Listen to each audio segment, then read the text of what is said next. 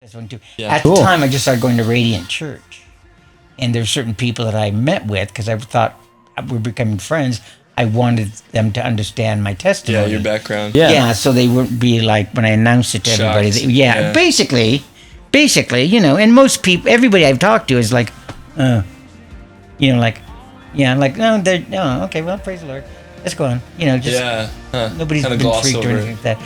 It's at one time it would have been probably a little bit more, not controversial, but it would have been more astounding.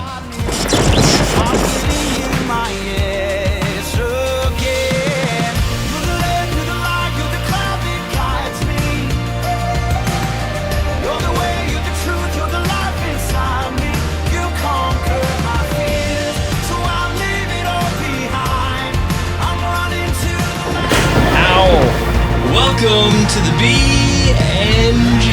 That always hurts my ears. Supercast. I'm so sorry. Actually, there's a way you can clap to make it as loud as possible. So it's like stop. I apologize. Sorry. You're also making more work for yourself later. It's kind of like when you're playing drums and they put you in the corner. And you're playing wrong, and you think it's great, and everyone else is like, our ears are bleeding. Yeah. They make you use those weird like wands. Yeah, where they're not really sticks. They're like hot rods. Yeah, call them hot rods or brushes or whatever. Yeah, brushes. Hey, welcome. Yeah, welcome. Welcome, Bill. Welcome, by the way. I want you to give your full name because you gave it to us this morning, and it is the coolest name ever. So that's William, right. It's like McAllister, not McAllister. Macyntire, very cool. William Macyntire Perkins. You need to throw in a few more. I feel like William Macyntire, Wadsworth, Longfellow, my Shakespeare. It's an English name, English family. Yeah. My uncle, they have 4 names. Okay. So I don't. 4 names. Yeah. Like what's so how's Poole, that work? Poole, Poole is a big name in the family. Yeah, very English. And right? Drinian is another big name in the family. Drinian. Yeah. That's so cool. That's from the Chronicles of Narnia. There's not really, but I mean, it might. They used that name, but my family came from Barbados. Oh, okay. My grandfather was born in Barbados. Oh, okay. And all of his siblings, and they came from an English family that left England when Cromwell was ruling. Okay. And that was in the 17th century. Okay. Wow. Okay. So, anyway, why'd they leave? Cool. Why'd they leave? Yeah, was Cromwell like super bad or something, or what? I don't really know that history. They left because they could. I'm not sure exactly why they left, but that was when the monarchy was out. Totally. And the Commonwealth was in. Okay. So I'm not sure if they were monarchists or what the scoop was. I don't know. I just know they left when Cromwell was. They were loyalists. Thought about it before. I was like, if there was a place to go that was kind of unexplored, I would consider doing that now. Really? Barbados? Well, I'm saying like now, like because back then it was like the new world. It was an English colony, and they called it Little England. It's very English. Interesting. In Barbados. Yeah. They spoke English. It's very English. Yeah. They were part of the Commonwealth until I think 1960s, but don't quote me. I could be wrong. Okay. So Wow. Very cool. Huh. Yeah. So how are you doing? You just had your 70th birthday. Yes. I'm putting you on blast. Thanks for reminding me. I'm going to put up some like cheesy graphics of like candles. 70. Actually, nobody had they didn't have candles for me, but they had a big birthday cake for me. Too many candles. They were afraid of a fire. So whatever. Just joking. The cake was good though. Good. Yeah. Well, it was a sheet cake, right? Yep. And from Macree's. Vanilla? Yeah, it was white. Just white. With a layer of raspberry mousse in between. Ah, very nice. Yeah. Yeah. Very classy. And then pastry cream on top. Okay. Not buttercream, but pastry cream. Right on. And it was real tasty. It's good. That sounds really good. Yeah, it is. Macree's makes great cakes. Where are they at? They're downtown on Niles. Not downtown. They're on the east side of the river. Okay. Yeah. It's an Italian bakery. Yeah. Right? That sounds really good. Lauber. Do you know where Lauber is? Lauder? Lauber. No, I think Lauber's right. Okay, yeah. It's like a place with a bunch of restaurants in there, or is it? Lauber is a restaurant now. Oh, it's a restaurant. At one time, it was a shop. Okay. And I'm I'm not sure what they manufactured, but McCree's is right next to that. McCree's is an Italian restaurant. Sure. Carmela's, and then they have the McCree, the deli right there. Okay. Great stuff. You're pretty big into culinary stuff. Yeah. I like to eat. Yeah. Don't strike me as I like to eat well. I was gonna say, you strike me as a foodie. I was in restaurants for years. For how long? Yeah. 20 years? 20 years. We had a restaurant in Seattle. That's right. Yeah, my friends and I. You kind of like helped run everything, right? Yeah. I was a general manager. And that was when though? That was in the 80s. 80s. Okay. Yeah. 80s, 90s. Late 80s, early 90s. And what kind of food did you guys make? Eclectic, we called it. Eclectic? Yeah. Okay. Oh, it's like a smattering of fusion. We had, the classic Caesar salad. Okay. We also had beef Wellington. Okay. And we also, which is a classic French dish. We had the chef went to study in England, and he was a member went to Cordon Bleu. England, the Cordon Bleu, yeah. And he met his lovely wife. Wow. Who was an ice skater there, figure skater. Oh my goodness. And they got married, and she came over here with him. He set up the menu, and it was very good. One of his specialties was he liked to make vichyssoise, which is a cold leek and potato soup. And it's creamed. Okay. And you run it through a food mill, and it's very tasty. Leek and potato soup is it sounds like a very traditional kind of meal. French, yeah. I have a recipe for it, but I don't serve it chilled. I serve it hot. Yeah. Really? Yeah. Hot soup is always better. Why the chilled? What was the reasoning behind? You're weird. Because No, I'm just kidding. It's just the way it's done. It's vichyssoise. It's not leek and potato soup. If it was hot, it was leek and potato. Okay. If it's chilled, it's vichyssoise. I was always ignorant to the fact that so many kitchens they'll do dishes based on just trying to get rid of old ingredients and stuff. Really? It's this is a special. And then that's not, you have good food, but you don't have enough of it, or you want to do something with it. You don't want to throw it away. Food's expensive. Exactly. Right. And you're not when you have a restaurant, the profit margin is very small. Totally. Yeah. And so, you have scraps. You think, okay, I'll make a stew, or I'll make this, or I'll make a soup, or I'll make, but it's all good ingredients and it's tasty. But, you do use scraps.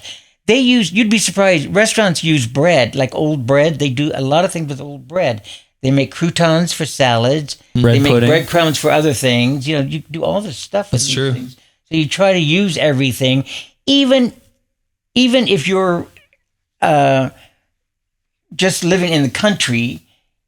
You use everything. In the olden days, when you slaughtered a pig, you cooked everything. You used every aspect of the pig. The feet, the hoofs, the feet, and all the brains.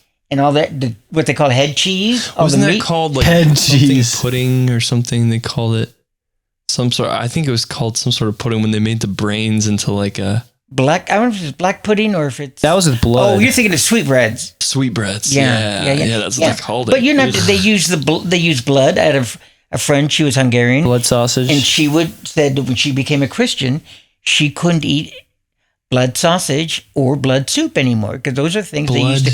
She was raised Hungarian, and her family, traditionally Hungarians, made blood sausage, and they used blood in soup, so blood soup. I've heard it's actually rich and kind of good, but I'm I can't. It probably wrap my mind around is, that. but you weren't raised on it. Yeah. No. But she became a Christian, and the Lord, she couldn't eat those things because we're not supposed to. Yeah. If you remember chapter 15 in Acts. Where Christians are not to eat blood. Yeah. So she couldn't eat blood sausage. And she said, I really loved it too. But it's really weird. It's involved, blood is involved with demonic rituals and Well, it's also the Bible says, in blood is the life. The life is in blood. So you drain somebody of their blood, you drain them of their life. Interesting. Yeah. So, but that was the 4 things in the book of Acts, in the 15th chapter. You can't eat things strangled.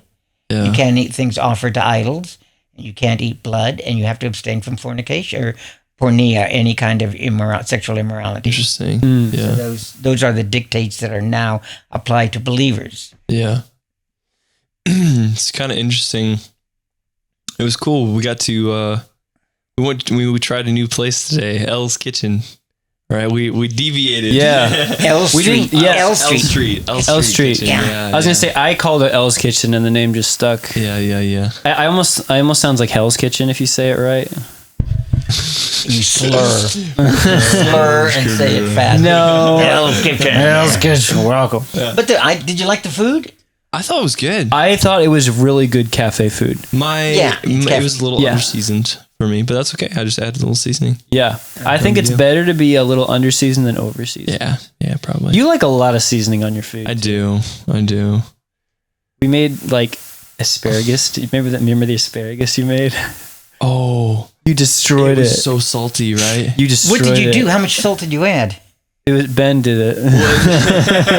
It's all his fault. It's his fault.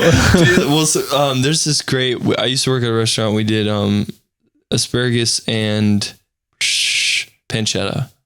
Mm-hmm. So it was like you would put in some asparagus, and there's a wood-fired oven, on a little plate, and throw some pancetta on there. It was like salty bacon or whatever, and it was great. But I do it at home sometimes, and obviously as you reduce stuff. If you salt it too early, so it gets super salty. Oh, what I mean? So it's like a really ambitious dish. Well, you don't have to salt it when you have pancetta. No. I wouldn't. Well, yeah, if you're doing pancetta already too, that's a lot of salt in there too. So yeah, so yeah, I made a mistake, oversalted. Yeah. So, I see, and I always err because for a long time I was on a low sodium diet, so I'm real cautious about salt. I don't use a lot of salt. Yeah. And certain things don't need it. And I'm aware of when you cook bacon or something like that, how salty it already is. So I'm not going to add salt to it. Yeah. Salt is tricky because if you sweat a lot, sometimes you don't have enough salt. Yeah, that's true. You know what I mean? I can't imagine. You like things real salty? Me? Yeah. In general, yeah. Okay, I don't. Yeah. See, and I'm like, you don't. No. Yeah. I still watch my sodium intake. Do you? Smart. It can lead to high blood pressure. And stuff. Yeah. It's just generally, most things are salty. You eat out, everything is so salty. Yeah. And I like, fast, greasy food, and that's always salty. Well, it's the salty food's to make you drink, and often it's to drink alcohol, right? That's true. Yeah. Yeah. That's true. You got a good point there. Yeah. Yeah, that's why bars make so much money. I used to work at a bar. Oh, really? Yeah, and Where did you work at a bar? I worked at Hoppers over off 33. It is like a family restaurant, though. That's over in Goshen. Oh, I don't know that. Yeah. Oh, on 33, I hate that road. Yeah. Really? The one that's diagonal comes down from. Yeah. I hate that. Well, because why do you hate my favorite road? The speed limit. Well, there's so many lights. That's true. Idiot drivers, and the fact that it changes speed limits every 10 minutes. That's true. It's like 55, 30. Well, you're 40, turning. 45, 30. 55. Yeah. Make up your mind. I got my last ticket on that road. Really? Yeah. Wow. It's just, and when it's 30, everybody's going 25. And then when it's 55, they're still going 35 because they haven't realized it's 55. Yeah. Then they speed up. Then they have to slow down. It's just, anyway, it's my least favorite road. I always lose my sanctification going down that road. So the message is sanctification. Speed. So I go down 19. Yeah. Speaking of what you're saying, Ben. Well, I want to talk a little bit, Bill. Okay. I've heard bits and pieces of your story. And it's it's really cool to be able to hear people's story, because to me it's always a testimony, especially when God's involved. It's like what people can walk through and still come to the Lord. You know what I mean? Because sometimes I think, Paul says, I see no man according to the flesh, but like sometimes I know for me, like I can look at a situation or a person and say, how could they ever change? How could they ever, be anything different than what they are? You know what I mean? And the answer is really only the Lord really working in their life, So tell me a little bit about, if you're willing, tell me a little bit about kind of your background and what you've walked through, you know what I mean? Well, let me start. I was born and raised in Southern California. Right. And when I was very young, we had a church bus come around for vacation Bible school. And I asked my mother, okay, I want to go on that. She said, sure, go ahead.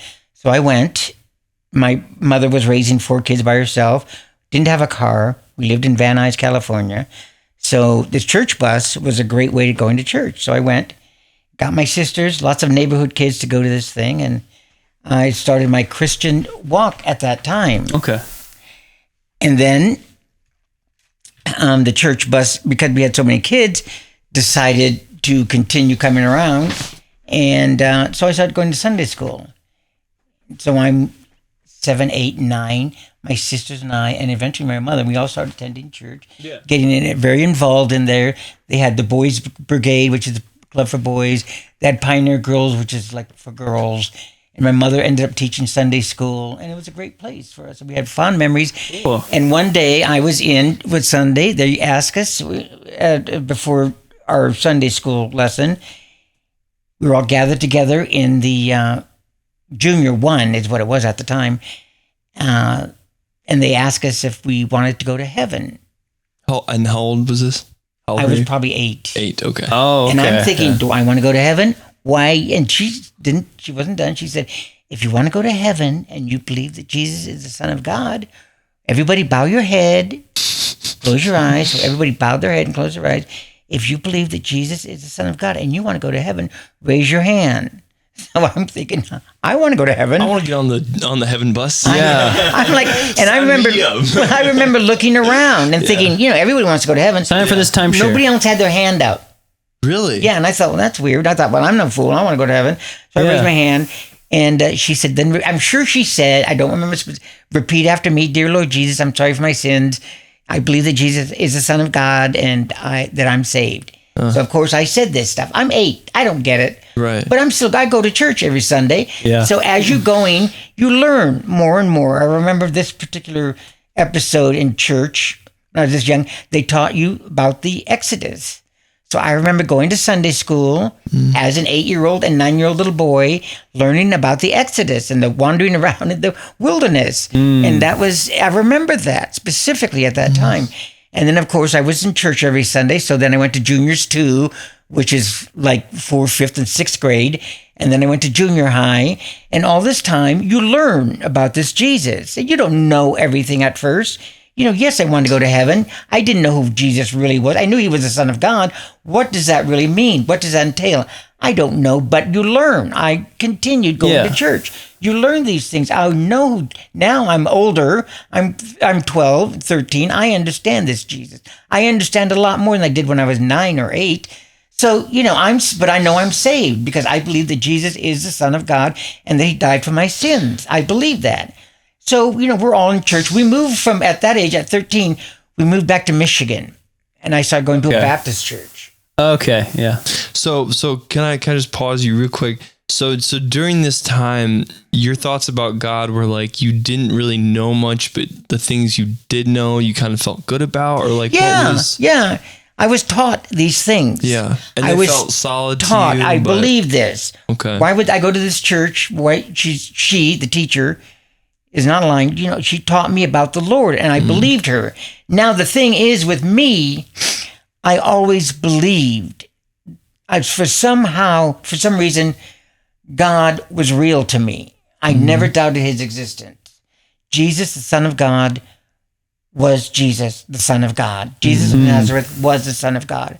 I never doubted it. I didn't question it. I just accepted it. Now, that was good. I grew up believing this stuff. Whether I was brainwashed, which I probably was, it doesn't matter because it's true. I'm 70 now. I still believe it. And I know it to be true. There's no doubt in my mind, never has been. Sure. I was taught the correct thing, the right thing. I was taught the way of the Lord. And my understanding at 8 years old was much different. As I got older, I understood more. And you believe, you say yes, yes, yes. So anyway, I go back to Michigan, going to this church I didn't really care for, but I went there. And at that time, you're in high school and you're starting to, you don't have a father. You have a wonderful mother who's very stable and home life was good. Got 3 sisters. Because your dad, sorry, and I just want to... That's all right. Your dad divorced your mom when you were 6? I was 6. Okay. And so he wasn't around from that time on. Basically from then on, he was gone. I did. I saw him 5, 6 times maybe. Okay. From the time I was 6 until... And we left California. My mother told me later that she called my father and said, George, I'm taking the kids back to Michigan to live. If you want to see them, we're leaving on the 13th of December. You want to see them before then, feel free. He didn't come to see us. I would have remembered. But she told me this much later on when I was an adult and we talked about stuff. But he had no interest or... What were your thoughts concerning your dad? Were you just you thought it was normal or like what? Well, I knew it wasn't because every June they would have Father's Day, and all the kids in school would make cards for their dad. I didn't have a dad. I had a grandfather, so my card was to my grandfather, of course. But no, I knew my parents were divorced. I was a rarity at that time. This was during the early, my parents were divorced, I think, in 59, and that was a rarity. That was very few people. Really? When I went to school, I was one of very few. Would you say like maybe 1 in 10, you feel? Oh, you think, no, probably 1 in 20. 1 in 20. Wow. Yeah. Wait. Yeah. Like, totally so divorce time. Was not nearly as common back then. No, not at all. Yeah. No, it wasn't. And I kind of envied other kids because they had mom and dad at home. And I had, a stable mother, but she worked every day, When I went home from school, it wasn't like mom was in the kitchen cooking dinner. Mom wasn't there. It was just my sisters and I, and that was just because you had 3 sisters, right? 3 older sisters. 1 older, 2 younger. Oh, sorry, 1 older, 2 younger. Okay. Yeah. Okay. Yeah. At the time. But the thing is, back then, I had lots of friends. I was outgoing. I'm very personable. I'm still are. I'm charming. I'm personal. I had lots of friends, so I was always, playing with my buddies and stuff like that. We were always sometimes getting into mischief, sometimes not. We were always running around and stuff. Really? So I wasn't like a mama's boy who sat at home and dreamt about other... going out there or something. I was like yours truly. Like you? Were you like that? I was a big mama's boy. Oh no, I was. My mother wouldn't. She would not coddle me. She was like, "Get out here, go out." I was a skinny little kid who wanted to play all the time with my friends. So I was always outside. You were a we lived in rugrat. Southern California. We lived in Southern California. We were outside most of the year. It's not like here in the Midwest. Out in the heat. In the wintertime, it's too cold to be outside. In the summertime, it's too hot to be outside. Yeah. In those days, we played outside all day. We ran around in shorts. That was it, shorts. Wow. No shirt, no shoes. That's how we ran around in kids in Van Nuys at that time. This was, again, in the early 60s. Wow. So... Little bleach, I guess not for you. I wasn't bleach blonde, yeah. But, well, Yeah. Out in the sun, Yeah, tanned. Yeah. I tan really well. Totally. So we'd go to the beach and it was fun. I had very fond memories of growing up and stuff. But my father wasn't around. That was, you don't really understand it. You kind of, you soar through childhood and you play and you have a ball and life is fun. And then you get to be older and you realize just how unprepared you are to deal with aging. And I hit puberty and, all of a sudden you learn from your buddy about how specific can I get into the, how specific. You can go, listen. I won't be pornographic. I always tell people, be yourself. Okay. And tell the truth. Okay. So whatever that. I started to learn about, I tried to ask my mother about sex, where babies came from when I was 8 or 9. Sure. And my little friend Johnny said to me, "You know how they make babies?" And I said, "No, how?" "Well, a man sticks his thing in a woman's thing." And I'm thinking to myself, "Oh, I always kind of wondered, but nothing more. Wasn't sexual. Just like, oh, I guess. Just kind of like, okay. Yeah, like okay." So I go to my mom. "Hey, what Johnny said?" She goes, "What, dear?" I said, "Hey, did a man stick? This is how you make babies. A man sticks his thing in a woman's thing." And I kind of had I had sisters. I knew what a naked little girl ran around. My sisters didn't wear clothes. That's just, they were that age. Sure. And, but I remember thinking, oh, well, that makes sense. My mother was like, "Oh, no, dear." And I'm like, a man plants the seed in the woman. My mother was very metaphorical. Okay. And I'm thinking, oh, so my mother so now would you're never. you're confused a little bit now. Yeah. Like, what does that mean? Well, yeah, exactly. But I thought, well, my mother, she would never lie to me. Huh? I was very surprised later on in life when I found out little Johnny was right. Yeah. You know, it's like, but anyway, so that was kind of like, I learned, I didn't go to my mother for questions about that stuff. I went to little Johnny or my other, Interesting. You hear stories from your buddies. We came across a Playboy. At that time, in the early 60s, they were very demure. The women were scantily attired, but they were attired. At least something. Yeah, they had like little see-through blouses on or something. You know, I see this common thread in lots of people, and it's honestly, no condemning words for parents, but parents who have just not equipped their kids for real life. It makes me sad. It is like they go anywhere but their parents. Well, and it'd be a resource. This is my mother. There was kind of like that mother-son thing. That's true. Yeah, that's true. But I knew I couldn't go to her. Of course, I didn't have a father, so I didn't know if you could go to your father. Yeah, you're good. So anyway, over the years, you learn things from your buddies, and you learn about masturbation from your buddies. A friend of mine decided to show me how to do that, and I just thought I didn't get it. Why? Kind of weird. We gotta take a quick break. Okay. Sorry. No, that's fine.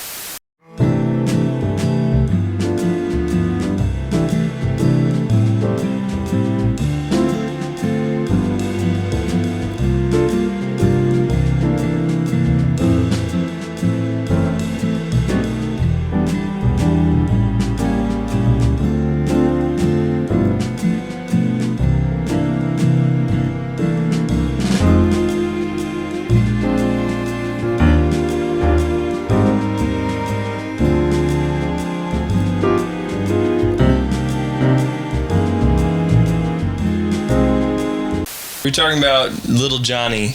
Yeah, well, you learn about things, those personal things from your buddies, and of course the information is taken with a grain of. Even then, it's crass, but it's fairly accurate most of the time. It's pretty crass and pretty.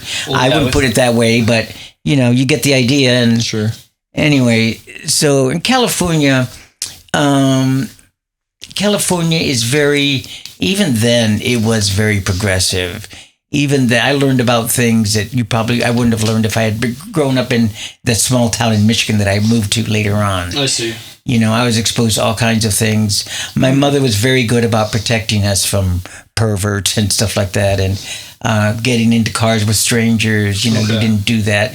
My mother was very good about the people that we ran around, that I was exposed to and ran around with, were all men from the church that were good men that she knew, and that in hindsight, I look at these guys, they were great men.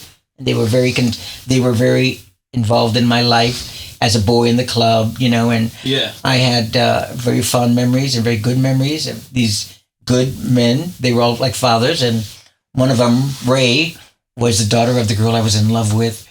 Cindy, I was in love with. Oh, my Lord, I was in love with. And her dad was involved in this thing, was a really good man. And so I was very fortunate in that respect. I was very fortunate in that respect. But then we moved back to Michigan when I was 13 and went to the small town my mother grew up in. And through a set of circumstances, we found ourselves there. And that was kind of a nice environment. Some of the town was related to me. I had a lot of relatives from that area.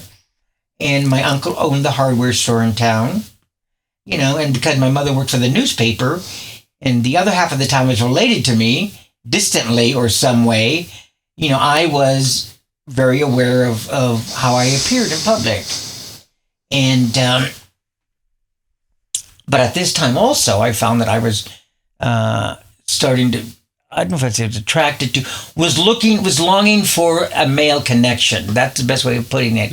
I was looking for a friend, not a sexual a friend. I was looking for, not having, growing up with a father, you fail to find that male intimacy, that connection that a boy has with his dad. That's normal, and most guys have that without even thinking about it. It's very natural. It's just kind of subconscious. It just happens. Yeah. Not having that, you're aware of that. You're aware that you lack that thing, that intimacy, and you don't quite understand it at all. And nobody explains it to you, and nobody else understands it, but you find yourself looking for that connection. Now, for me, it was somebody, you would meet someone, a buddy, and you would just hang out all the time, and you would spend a lot of time together, and he would know you and really like you. You would like him and know him really well. And you would be best friends, basically. And yet maybe if something, maybe one night something would happen. But at that time, for me, it was all ambiguous because I didn't understand any kind of physical action that would happen between men. I didn't understand that. This was back in the 60s, so it wasn't discussed. You didn't talk about this stuff.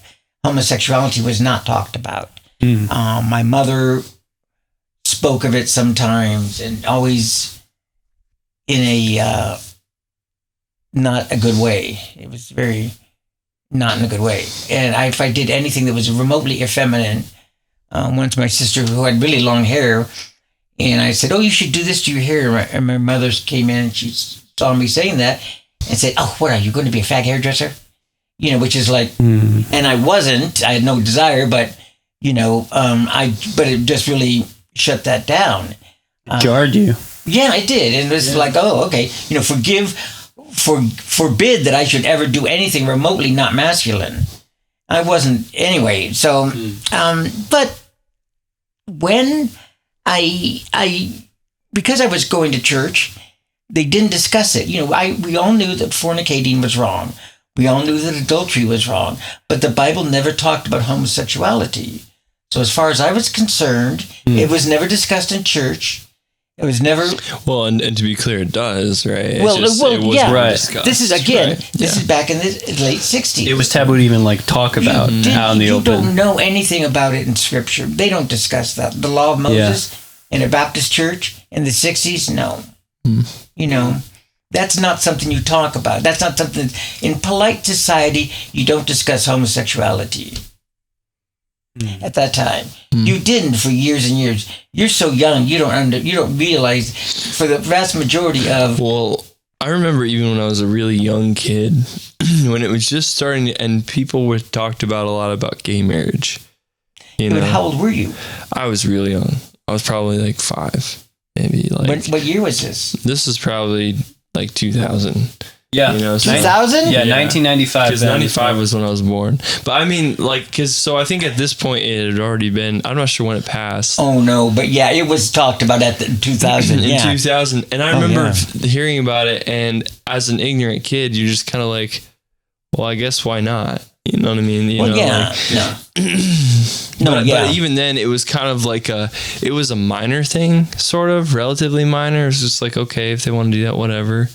Yeah. But then it's so weird. It's I would compare it to a tsunami, because it's because when a tsunami happens in the ocean, at first when it's deep in the ocean, it's barely noticeable. Yeah. It could, but now as it reaches the shore, it transforms into this giant it gets pushed up. Yeah. Wow. Yeah. Huh. That's a great way of describing homosexuality in America in the 21st century, in the 20th and 21st century. Yeah, seriously, yeah. Forgive me for making light of this, but just the idea of a gay tsunami is really funny. Well, what else would you call it? It's not only has it been a same-sex marriage been pushed through, has been an agenda. Yeah, that's true. For the last even in militant. I was gonna say, even in kids' cartoons now, literally on movies marketed towards children, they have these really in your face relationships in movies. Yeah. Netflix is really big about that. They have all this stuff that's just crammed in there. It's very and it has been going this way.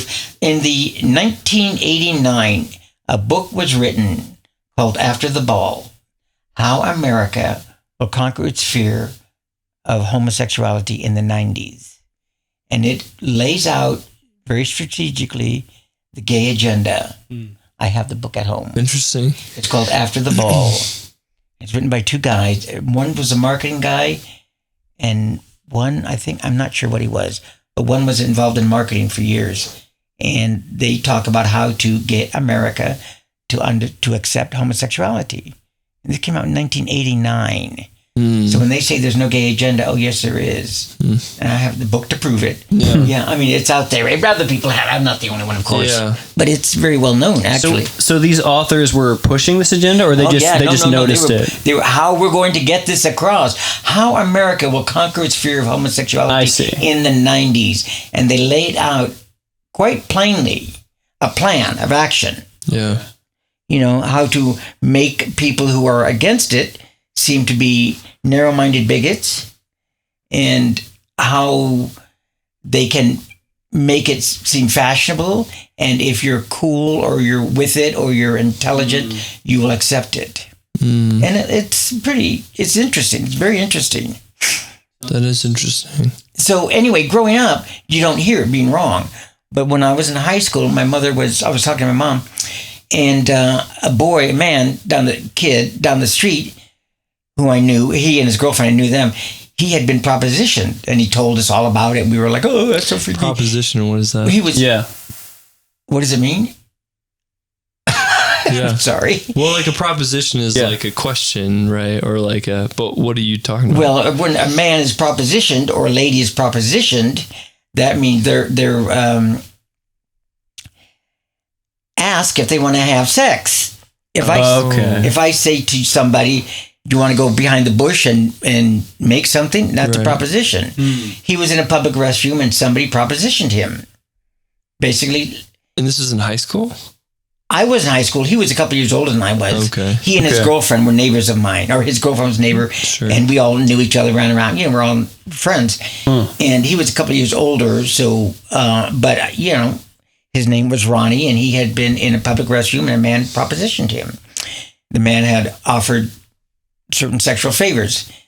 And, of course, he was no, and he freaked out and ran off and stuff. But of course, we all talked about this and laughed or whatever. I don't remember, but I told my mother about it. Oh, Ronnie had this happen to him. And she just kind of off the cuff said, I just never thought that's what God intended for man, that was his plan. And I thought, wow, that was the first time in my life I remember thinking, she's right. That's just not God's plan. He didn't intend for men to have sex with men. And it just rang really true to me. I thought for the first time. Before, I always thought it was like veganism. Some people eat meat, some people don't. Yeah. Some people mess around with other guys, some people don't. It's like a lifestyle choice. Yeah. Well. Or whatever. Or, anyway, but I thought it just really rang true with me that she was right. That's not what God intended. So for the first time, as an adult, I must have been 15, 16, 17 at the time. I thought she was right. So I understood that that's not what God intended. And yet, there was some struggle for you, right? Oh, yeah. I knew that this was an ongoing thing for me. And kind of going back to, because we kind of touched off how I think you said you were in your teens, right, when you started. I mean, like you said, you were looking for a male. Right. This is all during this time. This is all during this time. Right. Yeah. Okay. In high school. Yeah. This is all during, in the back of my mind, you're thinking, we had a woods out by my house, a huge woods, and I'd go out there by myself to get away from my house because I had 3 sisters and a mother, and we loved each other, but come on, all this estrogen. You need alone time, especially when it's all girls, but you just need alone time in general. And it was a great woods, and it was just a place to go up by myself, and there was a hill. I'd lay on the hill in the sun, and it was just real nice. But I would think about this, what I really wanted, and I thought, someday I'll find this guy, and he'll be my best friend, and we'll just hang out, and just be happy being us too. Yeah. So that was kind of, and of course it's not sexual, but there's always that element of some kind of sexual activity, even though I didn't quite understand how that would work out. But I was not qualified, didn't see myself as able to give a woman what she wanted. I didn't know what a boyfriend really did, what a boyfriend was. I had lots of girlfriends. I was cute, charming, personable. Seriously, all kidding aside, like you guys, you're nice looking, you're charming. You're surprised you're not married, both of you, but that's besides the point. I know. Hey, join the club, okay? Yeah, well, that's why we're making this podcast. Hello. We're right here. Well, stop. I mean, seriously, just kidding. That was in high school though, so I always had girlfriends, and I always had friends, and but I didn't feel that I could actually be what a girl really needed. Yeah, because you had no model. Right, I didn't. Right. I didn't see marriage at home. Yeah. My mother was single. She didn't date a bunch of guys. She was not bringing home men. Thank God. She was moral and stable. I was very fortunate that didn't drink. Praise smoked God. like a chimney. Yeah. But she didn't. I didn't have a new uncle every week or every month or something like that. Yeah. So I was very grateful for that. Yeah, but seriously, that was very good. I mean, your mom wasn't on drugs or anything. No, she was very, she had to be at work every day, and totally. she worked in advertising for the newspaper in Niles, so she knew a lot of people. And again, my uncle had the hardware store in Niles, right. So anyway. So I was fortunate in that respect that she was a good example, and raising 4 kids by herself, we were very fortunate. Yeah. But I always, had girlfriends, and after high school, I dated a couple of girls very seriously, and but I didn't want to get married to them. I'm 18. You're fine. I'm sorry. I'm 18, 19, and now even regardless of having to deal with homosexuality, I'm not going to be looking for a wife at that time. Okay. I was way too young and still not settled in my own self. Sure. So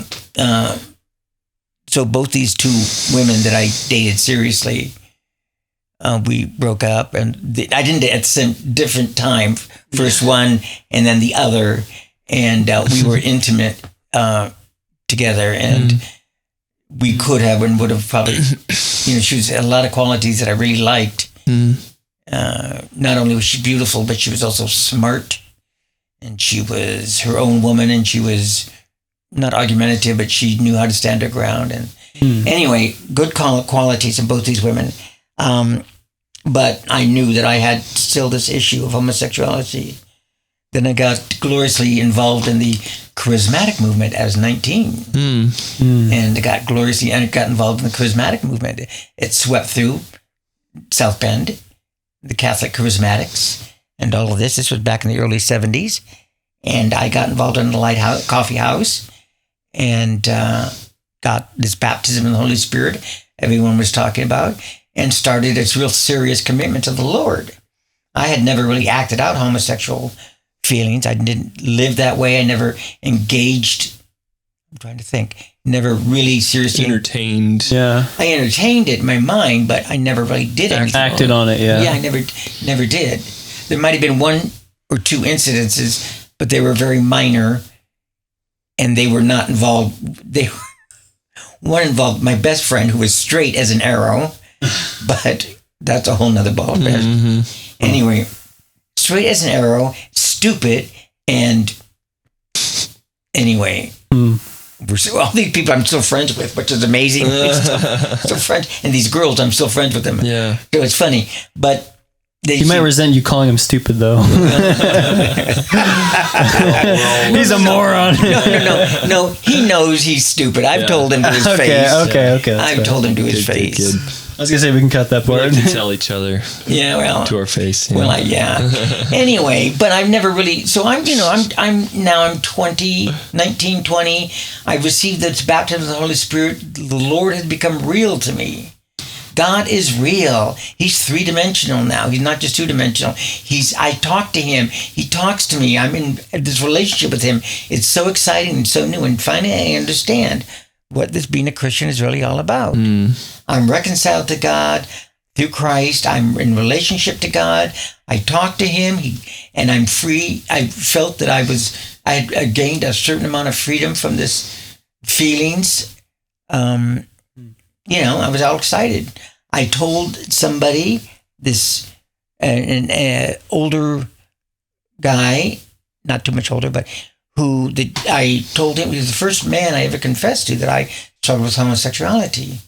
And it was a big relief to be able to tell this mature Christian man that I struggled with homosexuality, and that, you know, I knew that Jesus was the key to being free from this. And he said, well, I got to tell you something.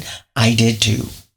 Mm-hmm. And Jesus set me free from it. And I'm thinking, hallelujah, hallelujah. So this guy that he was my idol. He was older, mature. He loved the Lord, very Pentecostal. You know, God was always talking to him about this and that and all this. Later on, I found out he made a pass at me, and just kind of everything kind of crumbled after that. It was just, I really loved him. I mean, I loved him and respected him, and it was you like, looked up to him. Yeah, exactly. Yeah. And then he made this pass at me, and I felt powerless to not succumb. I can't say I felt powerless. I succumbed. You entered into the temptation. Yeah. I see. Now, it was very chaste, and it was erotic, it was sexual, but it was chaste. What does that mean? In the sense that it was not, we didn't engage in hardcore homosexual activity, sexual activity. But it was still... It was still sexual. Right. Yeah. And it was physical, but it was mutual masturbation more than anything else. I mean, that's what it was, basically. But it was still, it still devastated me and just threw me for a loop, ruined my reputation, my walk with the Lord. Right. After a couple of months, we stopped. Right. And it was like, no, I'm not going to spend the night. He lived in South Bend. I lived in Niles. I'm not going to spend the night in South Bend. I'll go home every time we have a meeting. We were in church meetings all the time. He was preaching all the time too. But I was But he was a pastor? Yeah. Well, he was not a pastor. He was an evangelist. I see.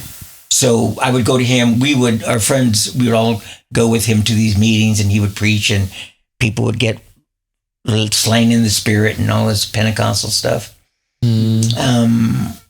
But we got to a point where we can't do this anymore. So I would spend a lot of time with him alone. What was God doing? Was he saying things during this? Like, or was it just completely shut off for you? Like, what was going on in your head? I was condemned.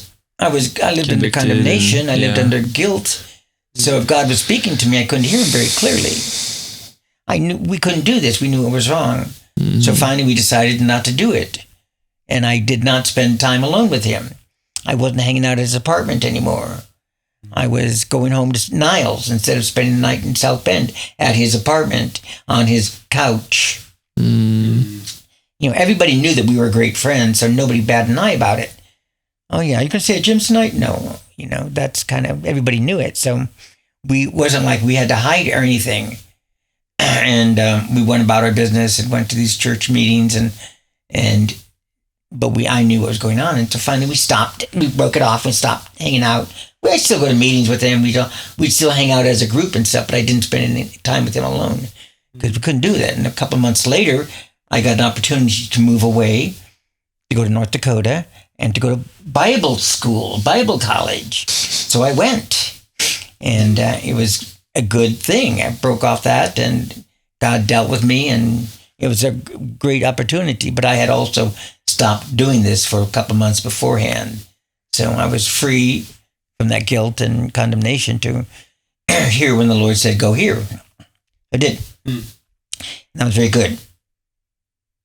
And learned a lot. Got a certain level of deliverance from that. That was a real kind of deep spiritual experience that I won't go into, but yeah. In North Dakota, you mean? Yeah, North Dakota, yeah. Where was it in North Dakota? Small town called Ellendale. Trinity Bible College. It was Assembly, it still is an Assembly of God school. And then the year was over, it came back to South Bend, and he was in Ohio preaching. Fine, and we got an apartment in South Bend with some other friends, all Christians. We all went to Christian Center and got involved in that church. And then we ended up connecting again and falling into sin again. And it just for probably that summer. And it was devastating. It just threw me. It just ruined everything. I thought everything I gained, I lost. Then, of course, he got angry with me for some reason, which I never did understand, but it was good because it broke it off, and he ended up moving down to Indianapolis, and that was the end of that. But it took me years to recuperate from that. All this time, I'm still going to church and still active serving the Lord, but, I'm feeling guilty. But the thing is, what it did do, I think it inflamed all those feelings and all that stuff. And I started to really struggle with homosexual temptations because I had opened the door just a little bit, but nevertheless, I had opened the door. And I would go to church, see people praising God and feeling so guilty because they don't understand what I'm going through. There's no one I can really talk to, and I'm struggling with homosexuality. You were completely under the radar for everyone. I thought so, yeah. Again, people, this is back in 73, 74, 75, 76. People this was not on anybody's radar at the time. Just in your church even, or just in in the general public? Generally speaking, I went to a large Pentecostal church at the time in South Bend. I was very familiar with the other large Pentecostal church, Calvary Temple, and there are other people. I was involved in Christian circles. I knew people. This was not something they talked about. I told a woman that I was struggling with something, and I didn't use a name, and she was like, "Well, I hope it's not gay." And I thought, well, I can't talk to her about this, because she was appalled that I didn't. Very idea. Yeah, yes, exactly. So, yeah. Sorry. So anyway, that was I would struggle with this for a couple of years. Yeah. Occasionally, I would fall. That's okay if a homosexual falls. That's okay. Of course, I didn't tell anybody. I was deadly afraid that somebody would find out that I met somebody and we had an encounter, but it was a one-off thing, but I knew this was going on. During this time, was there ever moments where, what was your, were you, the Bible, was that ever, were you reading the Bible? By this time, I knew what Scripture said. Okay. I was familiar with Leviticus. I was familiar with Romans. I knew. Yeah. I had, spent these years.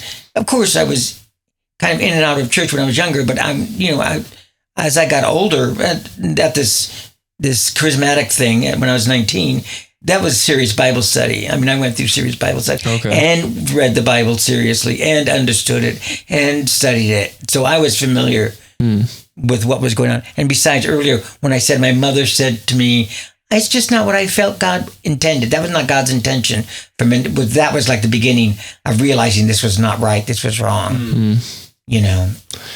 Okay. Yeah. So it almost, to me, it makes me think of, I was explaining this to someone the other day. It's when you have a knowledge of the law, it's acknowledging what's right and wrong. Yeah. You acknowledge that sin is there and you hate it, because you say, oh no, you acknowledge it as being evil, but it can't help but produce more sin in you almost.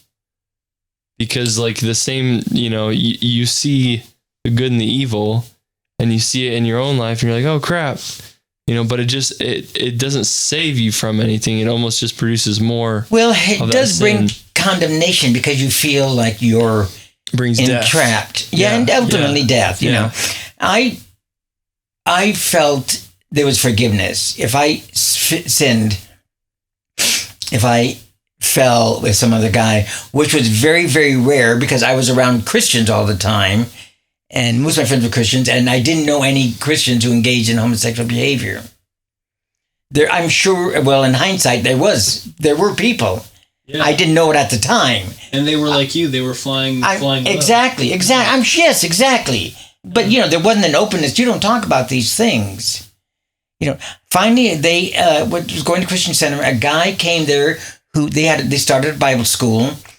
People came several young men and women came to this Bible school. They started a Christian center. One of them was loud and obnoxious, and he was from the East Coast.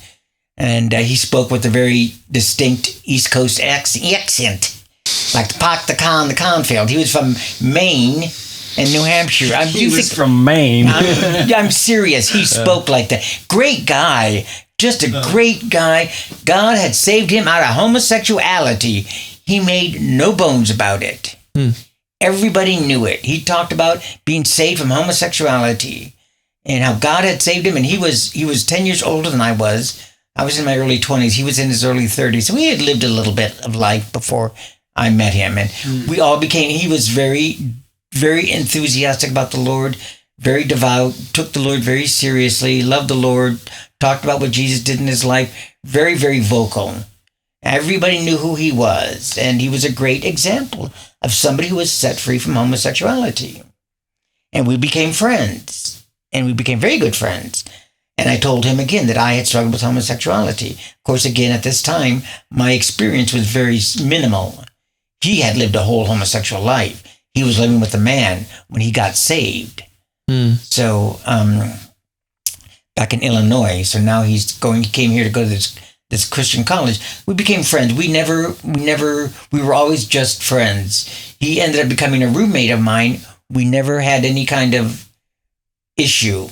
It just was... Really? Yeah. Because when you brought him up, I'm like, oh no, you're going to bring another bad example in. No, I was afraid the story. He was a good, decent, flawed, but good and decent man. He was. We became friends. He was not, as much as I liked him, I never found him particularly appealing. He was an oddball. Well, he was, he was not a bad looking guy. He just was not, I never found him attractive in that way. I see. But regardless, that didn't really matter. We became very good friends, and he was a good guy in a lot of ways. When he became roommates with me, and then eventually I backslid. I went into homosexuality. Oh. Yeah, and he was still a Christian serving the Lord. And I remember he struggled with me living as a homosexual when he was not. And we had parted ways after a while, but and then I lived in my early 20s for a couple of years. I lived as a homosexual, and I went out there and I went to church one Sunday, and that was Easter Sunday. The next Monday was Dingus Day. Do you know what Dingus Day is? Mm-mm. You're not Polish. Mm-mm. Dingus Day is the day after Easter, and they celebrate it in large Polish communities. Polish sausage, beer, green bean. It always comes back to the sausage. Yeah, basically. Well, they have these big bars, have these big Polish buffets. This is South Bend. Yeah. This was a large Polish population at one time. Mm-hmm. Sausage is a very Polish food, honestly. Well, Italian, it's a lot of cultures. Every place makes sausage pretty much. Yeah. I like sausage. You recommended the stuff at what was it called again? L Street? L Street Cafe. That was pretty good. Yeah. But sorry. Anyway, so I went to church on Easter Sunday. The next day was Monday, Dingus Day, big party day in South Bend, and I went to my first gay bar, and that was like the beginning of my gay life. Sure. For 2.5 years, and I was looking for something that I never found, and now I was looking for love. I wanted to find somebody that I could fall in love with. And I thought, where else am I going to find a guy that's going to meet my need except at a gay bar? I mean, I'm not going to find him. That's best option, best chance of finding somebody's going to be at a gay bar. So I went to the gay bar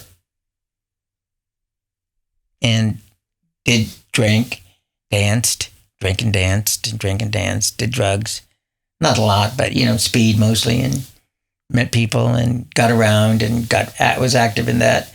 Met somebody, and after we became a couple, and if everybody that I thought would make me happy, I thought this guy would. He was physically what I thought was appealing. He was a backslidden Christian, so I knew he had that kind of background, which was kind of important to me, which is weird, but he kind of knew there was a God and there was a Jesus. He wasn't Buddhist. I would have never been able to connect with a Buddhist or a Hindu or something. He was a backslidden Christian, so we understood that about each other. And he moved in with me. We were a couple for about a year. And now that I had everything I thought I wanted, I was very unhappy, very unfulfilled. And it was like, okay, you got everything you want. You're still empty. This is not what I designed you for. You felt that voice in the back of your head. Well, I drank to drown that voice. It never let up. Don't kid yourself. Yeah. It never stopped.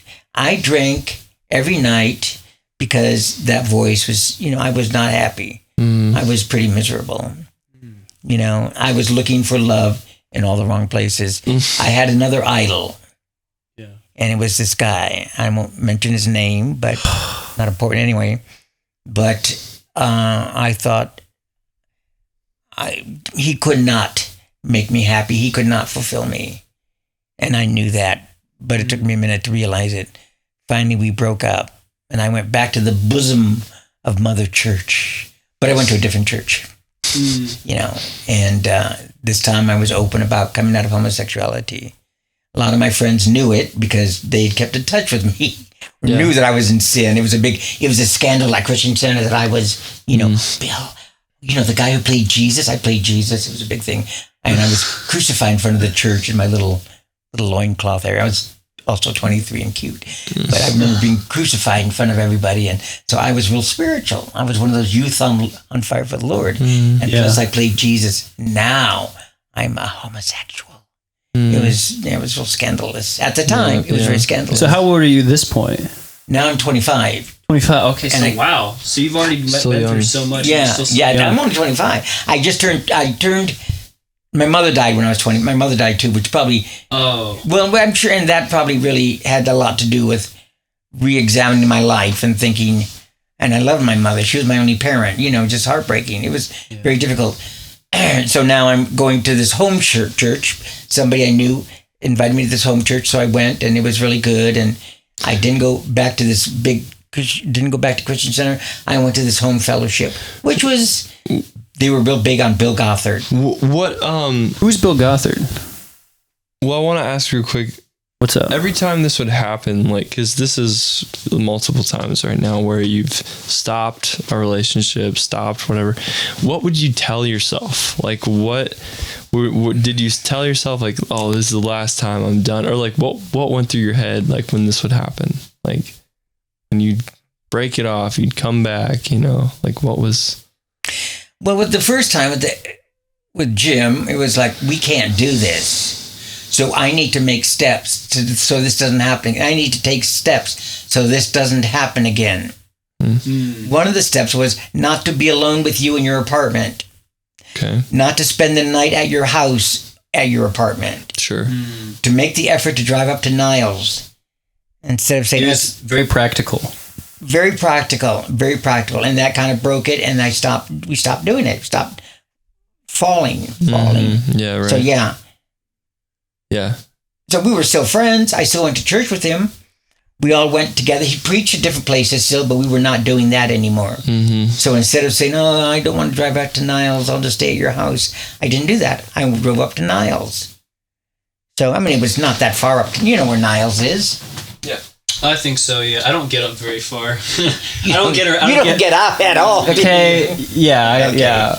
That's all I'm right. trying to, okay? That's all right. Well, Niles is just over the state line. So it's, it's a half an hour from here. It's not far or anything. But, okay, I travel somewhere. I go to Kalamazoo out in Michigan. They have a cool rock climbing place. Yeah. Okay, there you go. That's what I like to do. All right. Well, that's a hike. So, but Niles is no big deal. It's like a half an hour from I was staying at my parents' house in Niles at the time and working in Niles at the time. So it was just that was my decision. That was a practical step. When I was in sin, living as a homosexual and living with this guy, I realized I just didn't he did not answer. He did not satisfy. Wait, not even that. He was not what I needed. He was not the answer to my deepest longing. Jesus was, Christ was. So now I have to take steps to get out of this relationship.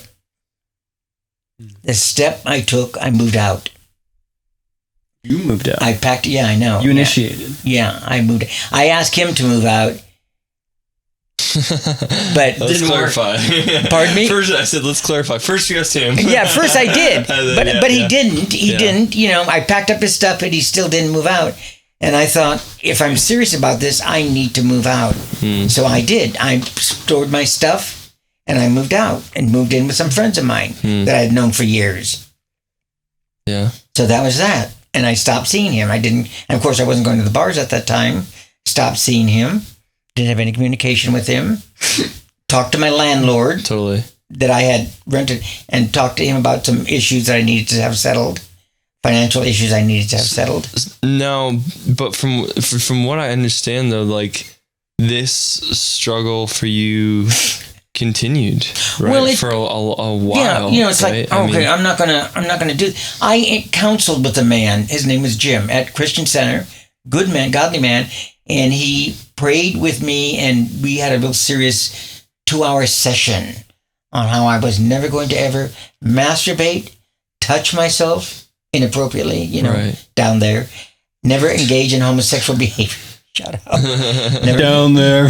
Never engage in homosexual behavior. Every woman's product ad.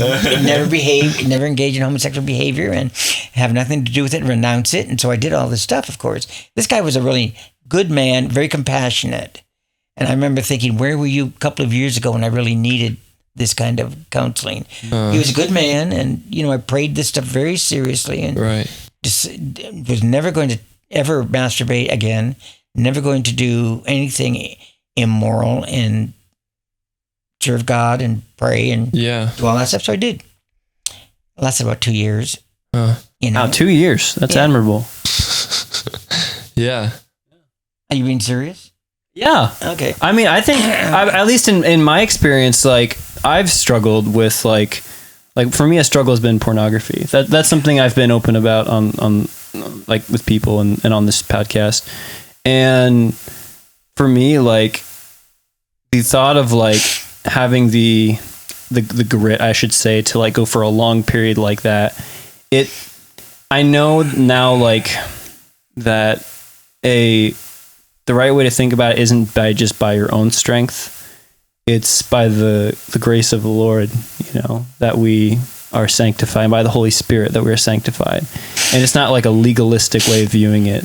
That is good. Well, it's actively putting to death the deeds of the flesh. Yeah, exactly. Putting to death the deeds of the flesh. Which, like, because in our own, you know, we choose to either set our mind on the flesh or set our mind on the Spirit. So I didn't want to derail your story. No. That's interesting. That's well, and I was very serious. I know what's right. I know what's wrong. And to have this drive to do what is wrong is heartbreaking sometimes. The temptation is always there, you know? Yeah. It's really, it is. Yes, it was. And so I'm like, you know, I'm serving God, and I'm not touching my man areas, and not, of course, I'm living in Mishawaka at this time, working for the city. And everybody I'm running around with is Christian, and I don't have anything to do with those people I used to run around with. Sometimes I'd run into somebody, and it was always like, hey, how you doing? But, you know, it wasn't like I wasn't tempted to spend time. You had boundaries. Yeah, I wasn't going to bars. I remember walking down the street in Mishawaka, and this car pulled up, and this guy said, hey, how you doing? I said, fine. Didn't know who he was. Nice looking guy. And I'm probably 27 at the time. And he says, you need a ride someplace? I'm really stupid. I really am naive, always have been. And I go, oh, thank you, but no, I'm just walking down, I'm going to the post office, whatever. He said, are you sure you don't need a ride? I said, yeah, I'm sure, thanks a lot though, bye. And I start walking on, never thinking about it. Didn't realize later, years later, that he was trying to pick me up. I didn't see, and many times people hit on me, and I'm very naive. I don't think like that, so I'm just like, you know, in hindsight, I kind of think, oh, he was trying to make a pass at me, or he was trying to do, or I had many opportunities in my youth, a couple things. I was naive, didn't realize that people find me, sexually attractive. Also was deathly afraid somebody might find out that I had this deep hidden desire, hidden sin. So I'm not gonna give myself away. So it prevented me from engaging in homosexual behavior when I was very young. So that was kind of a blessing. But anyway, so now I'm serving God. I'm in my 20s, going to a church that is very strong on Bill Gothard, who was very legalistic. Some good stuff came out of him, but a lot of legalistic stuff came out of him. But anyway, this was a really good, tight-knit group of people who loved the Lord and took it very seriously. And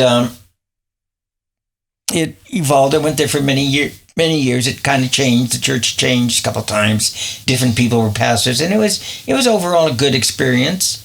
It was overall good. But again, I started struggling again with homosexuality. I remember going to this gym. I mentioned earlier this gym I went to. And there was this guy there who would come around me and talk to me. After the shower, you're drying off and you're getting ready. And he would come over and talk to me and play with his genitalia. His Johnson. Yeah, thank you. And I'm thinking, and of course, okay, I wear glasses. I don't have contacts on. I don't have glasses on. You're a blur. Yeah. I know you're Ben because I can hear your voice. Right. And I can see your overall, and I can silhouette. Tell by your mannerisms that you're Ben. Right. But to see, if your eyes are open, I assume, close your eyes. Right. Close your eyes.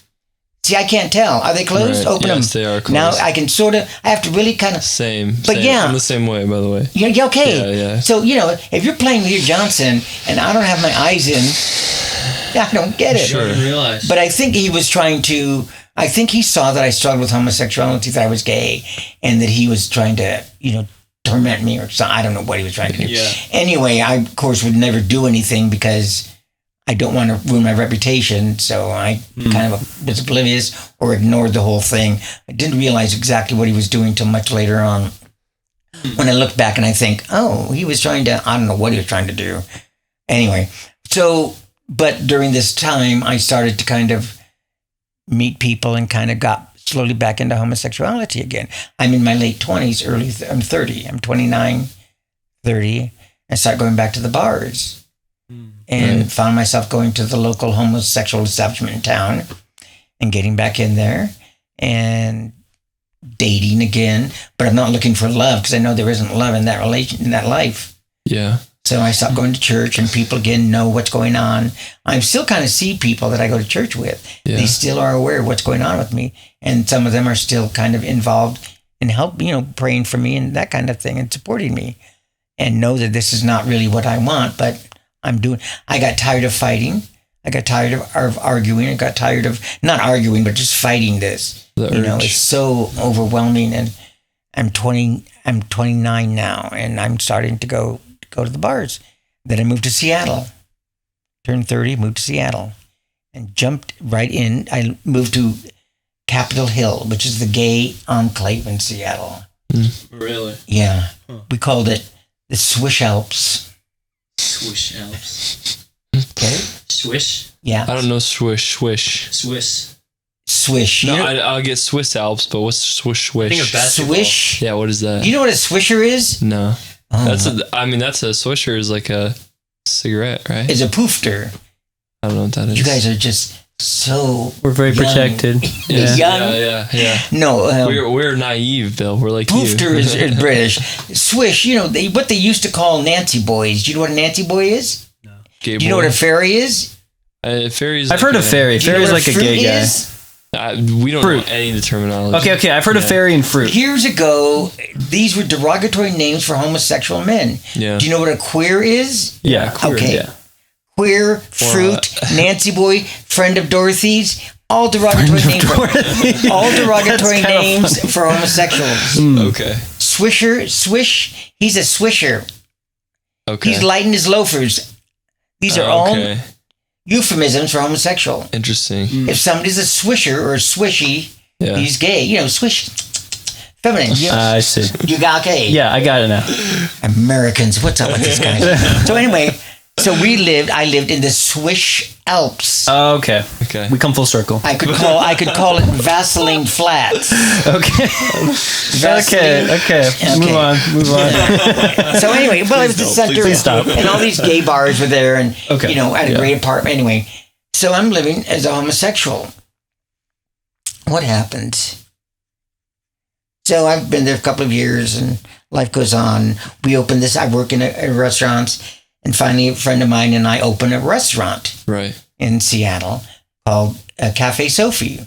And we're reviewed by the newspaper. So we got a good review. And we're kind of like a big thing. We're very, very busy.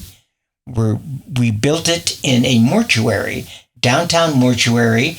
The building was built in 1918, and it was our restaurant was in the main chapel, and the first floor. So we had the bistro area, which was casual chairs and tables, the main grand salon, which is the chapel, and then we had the room in back, the library, and we're doing really well. And I thought, it's kind of cool. It's kind of cool. A friend of mine that I was very good friends with in South Bend, his name is Victor, had gotten his doctorate at Notre Dame. Okay. And we became very good friends, and met him at the laundromat. I met him at the laundromat. He turned, smiled, got the picture. We see. We became friends. Nothing more but friends. Sure. Okay. And we saw each other at the gay bar. We saw each other at the laundromat. We saw each other at the gay bar. Just became very good friends. I don't know why, but we hit it off. And we were just buddies all the time. So we kept in contact. He was going to school at Notre Dame. He was from Lima, Peru. I had a background in theology, so we connected. We talked about a lot of things. And we became friends. So now time has gone on. He went to Germany to study. I'm in Seattle. He comes to Seattle. He's traveling through, going back to Peru, but he's in Seattle for a week or so. So he stays at my house, and we get together, and we go out for dinner, and we talk, and he tells me all the stuff he's done, and I think that's great for him. And I sat there and thought, gee, what have I done? Now, I'm not doing the same as him. That's not my goal. Yeah. But what did God instill in me to do? God had never left me. He was always in the back of my mind. Why do you think I drank? Why do you think I did drugs? Why do you think I had sex? I had to drown out that voice. It was always there. Running. Never left. I didn't run away. I just ignored, just drank, just ignored. Well, you were running from what you knew to be true, basically. Basically, I was also, and I didn't want to accept the responsibility. I didn't want to accept the responsibility. The price was too high. I remember thinking specifically, it's just too high. I don't want to pay that price. So I'm talking to my friend Victor, and during that time, that conversation, I remember thinking, well, that's not what God wanted me to do. What does God want me to do? And I'm thinking, what am I doing? Well, I'm drinking, going to the bars, doing drugs, having sex. And it was as if God said to me, is that what you want? And I was like, well, no. Well, then what are you going to do? What can you do? And I thought, well, I don't really like it. I don't have to drink. God was like, no, you don't. Make your feet go somewhere else. He didn't really say that to me, but this is kind of my... So I thought, interpretation. Yeah, it's my interpretation. I remember thinking, I don't have to go out to the bars. I walk to the bars or take the cab, whatever. I go to the bar and I drink. I don't have to do that. No one is making me. And I thought, it's kind of like, it's not biological that I have to do this. I cannot change the color of my eyes. They're brown. I can change where I go. I don't have to go to the bar. Well, that was the last night I went to the bar. He was in town, so we had to go that night. But anyway, so I stopped. And I remember thinking I didn't like my life. And God said, well, do something about it. So I stopped drinking that night, stopped doing drugs that night, didn't go back to a bar. And because I'm not drinking, it's funny how clear your mind gets. I was out every night drinking. Drowning the soul is what I've heard some people say. Drowning your soul? Drowning your soul, yeah. Probably, yeah. You stop drinking and that really clears the things up. I look great because I'm not drinking. I feel much better. I'm not hungover. And it was just kind of from that point, the Lord started dealing with me. About the issue for me was always sex, was always the homosexual sex. That was it. It wasn't the alcohol and the drugs. They were never, I could stop any time. I did. They were peripheral. Yeah, they were. So, but God really got a hold of me and started dealing with me. And of course, I'm not going out socializing and drinking. I'm not picking up as many men. I'm still working in this restaurant. I meet guys all the time because we're kind of known to be gay friendly. and I had guys hit on me, but I'm kind of not as active as I was. Sometimes, but not nearly as much. And every time I did, I always felt kind of bad about it. So God was dealing with me. It took about a year. And I would occasionally bring somebody home. Most of the time I didn't, but sometimes I did. And funny, one night I brought home this young man who I'd known for a long time. He liked me, he's thinking, I want you to be my boyfriend. He's thinking relationship and all this stuff. And I'm thinking, yeah, I mean, he's a respectable, responsible guy. Yeah. Nice looking. This would be that kind of, this is not a one night thing. This is a relationship thing. Yeah. And I brought him home and we're talking and we're having tea because I'm not drinking. So I offer him tea. He's not a drinker. So we're talking and the Lord starts dealing with me. The Lord started dealing with you? He started dealing with me. We're sitting in my living room talking.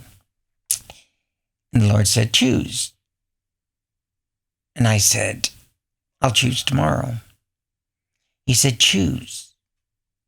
And I know what he's saying. Choose what you're going to do. This guy or not. And I'm telling the Lord, I'll repent tomorrow. I don't want to repent today. I want to repent tomorrow. And Lord was choose. And I was like, well, choose. And I had to choose. I had no choice. I had to choose. That's the problem is you did have a choice. Yeah, I did. And exactly. And you have no choice about that. And then that's exactly, for the first time in my life, it was like God was putting his thumb on me saying, choose. So I'm looking at this guy thinking, and his name was Per. He was Swedish descent. Oh, the Swede. No, he was he was American. He was of Swedish descent. There's a lot of Swedes in this area. Okay. His name was Per. Nice guy. I mean, seriously, he was a nice guy. Yeah. And so I said, Per, you need to go home. So we got up and I walked into the back door and gave him a hug. I specifically said, I don't want to go down that road, the road that you want to go down. And whether he was thinking, I don't know what he was thinking. I meant boyfriend or sex. I just meant I don't want to go down that road. So you should go. So he left. I gave him a little hug, just a little hug. A cursory hug, yeah. Yeah. And he left and I met with the Lord on my bedroom floor and said, I can't do this. I can't be consumed with lust for men, especially, I can't do it. I can't do it and serve you. I can't do it. I can't live like I did before, going to church and lusting after these fellow Christian men and serve you. I can't do it. I had no option. I don't know what to do. So I got in bed and I read the Bible like I had done often. And I came upon a verse in John chapter 13, verse 31. It's Palm Sunday, and a voice came out of heaven, and Jesus said, this voice came not from me, but for you. And then he said, now judgment is upon the world. Now the ruler of this world shall be cast out. And if I be lifted up, I will draw all men to me. So I thought, now judgment is upon the world.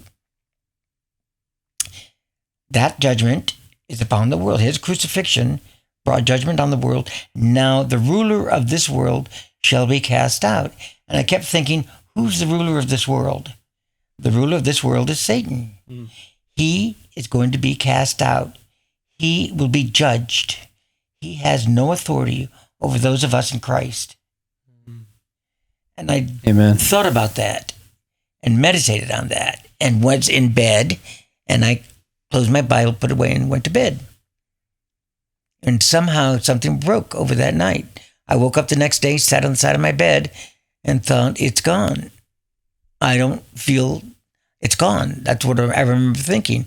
And thought, I feel like I'm a new baby little Christian, a little baby heterosexual, and I'll just go about my day and see how things go. But I knew that was gone. So I still lived in Capitol Hill. And I'm walking down the street, going to get my morning coffee and realizing that I'm not checking out every guy that's walking by. This is a bunch of gay men in this area, and I'm not checking them out. I'm walking by doors, other businesses. I'm not looking inside to see if there's somebody in there that might be attractive. I'm not looking for that anymore. And I did that for the rest of the day, and I thought, and that was it. That was broken, and that was 30 years ago. Wow. Now, I knew that there was more to it than just that, but that initial freedom came that day, and I had to learn how to deal with people, how to deal with men, because of course, again, I'm still here, and I'm still dealing with men flirtatiously because that's what I had done for so long. I realized consciously that I can't do that anymore. Why am I flirting with this guy if I don't want to sleep with him? So we need to stop doing that. I need to relate to men in a different way as just men. And this stuff happened over a period of months and years, and we're always still learning stuff. But I remember taking certain conscious steps to not deal with men the same way I did when I was homosexual. I'm not homosexual. I'm not living that way.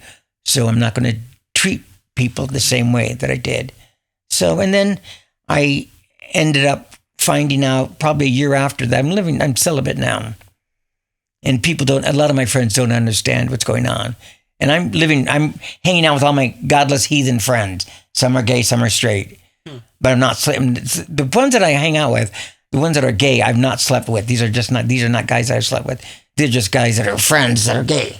And a lot of people, and neighbors, there's a little cadre of us who hang out together. We're all about the same age in our 30s and stuff. And straight, gay, married, unmarried.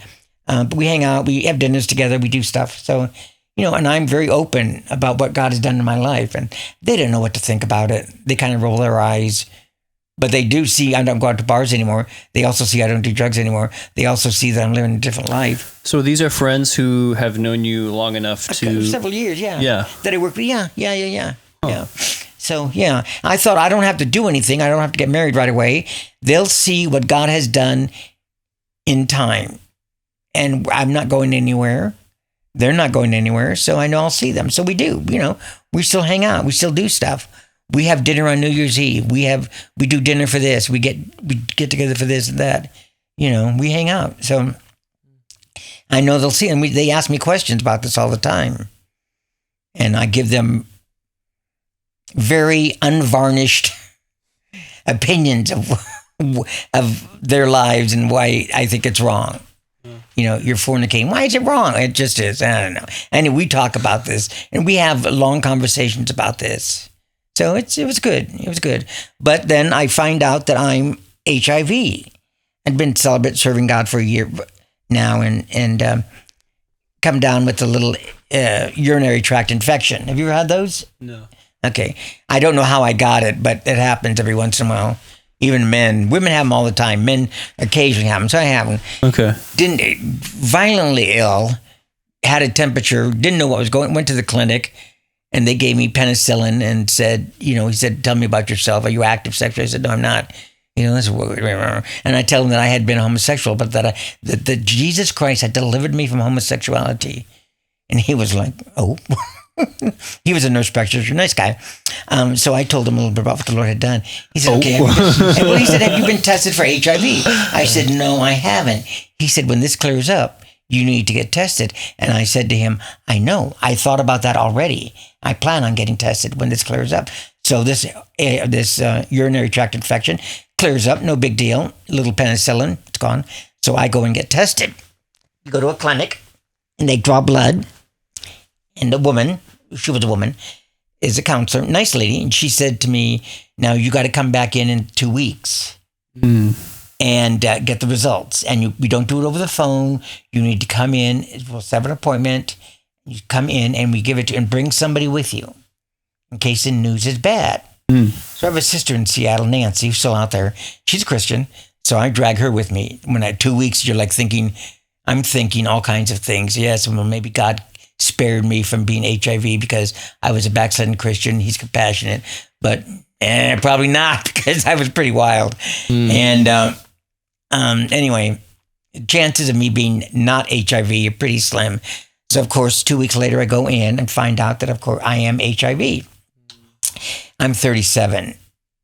Now, I cannot tell you how many of my friends have died from AIDS already that I knew personally, that I was good friends with. Like, if you like had my to roommate. If you had to estimate, your roommate? My roommate, several people I worked with, yes.